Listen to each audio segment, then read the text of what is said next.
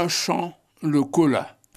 Nous sommes dans la propriété des Moré d'Ekité, à 7 km d'Azaguié. J'ai commencé la culture de la cola en 1981.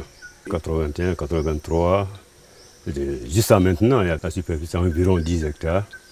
Une colaculture faite de façon empirique. J'ai fait à l'état artisanal. Hein. J'ai pris même des plants dans la forêt. J'arrachais des plants comme ça que je mettais en place. Il y avait un peu de tout.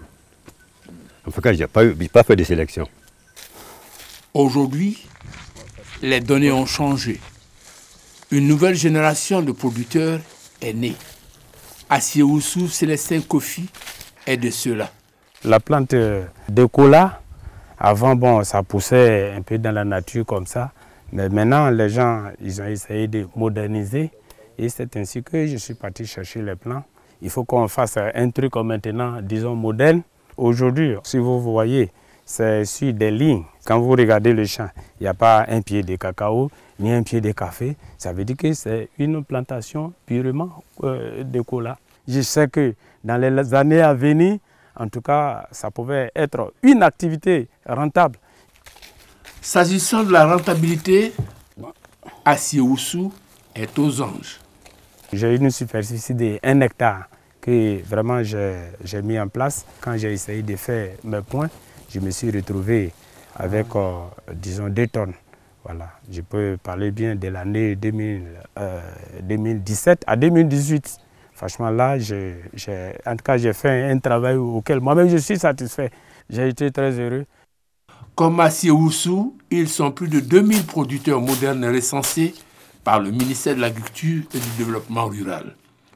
Leurs exploitations sont situées dans la partie sud de la Côte d'Ivoire.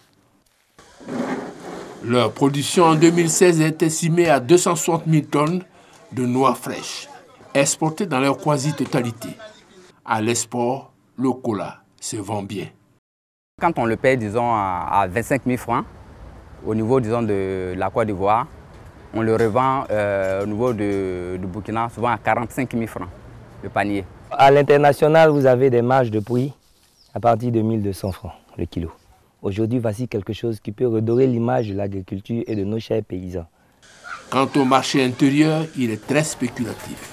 Ce sont des acheteurs, ils se promènent avec les balances. Celui-là vient aujourd'hui, il te dit que moi je paye à 75 francs le kilo, d'autres même à 50 francs. Donc ça fait que pour la commercialisation, on avait des problèmes. Capitale de la vente du cola en Côte d'Ivoire, à Niama, au sud-est d'Abidjan. Une activité qui occupe du monde. Le nombre qui est là, beaucoup font le triage, ils enlèvent la bonne graine, ils font la différence des choses. Et il y a d'autres aussi qui coupent, comme vous les voyez, il y a d'autres qui sont chargés d'attacher. Et il y a d'autres, n'est-ce pas, qui sont spécialisés de bien prendre le ramet pour bien encadrer, faire un panier pour que la feuille là puisse être posée et que la cola soit mise dedans. Mais c'est quoi le cola de qualité et quel est son impact sur le prix de vente? Une cola de qualité, donc vous voyez, elle est sans défaut, il n'y a pas de bêtes dans les noix. Donc cela, c'est bien demandé, c'est une bonne qualité comme ça. Le premier producteur mondial veut rendre visible et lisible la filière. Depuis 2017, un processus de mise en place d'une interprofession fait son chemin. Les acteurs ont célébré leur décret hissant le cola au rang de produit de rente. Il y a un décret, disons, qui est sorti, disons, qui appuie désormais que l'État reconnaît la filière cola. Cette culture de rente est porteuse d'espoir pour les jeunes générations parce que moins exigeante. Il faut savoir que la plantation de cola est plus facile à gérer que celle du cacao. Au niveau du nettoyage, au niveau de l'entretien du champ, au niveau de la main-d'œuvre. Parce que la noix de cola, c'est une culture pérenne qui supporte bien les intempéries. Autre avantage à mettre au compte du cola, le délai d'entrée en production.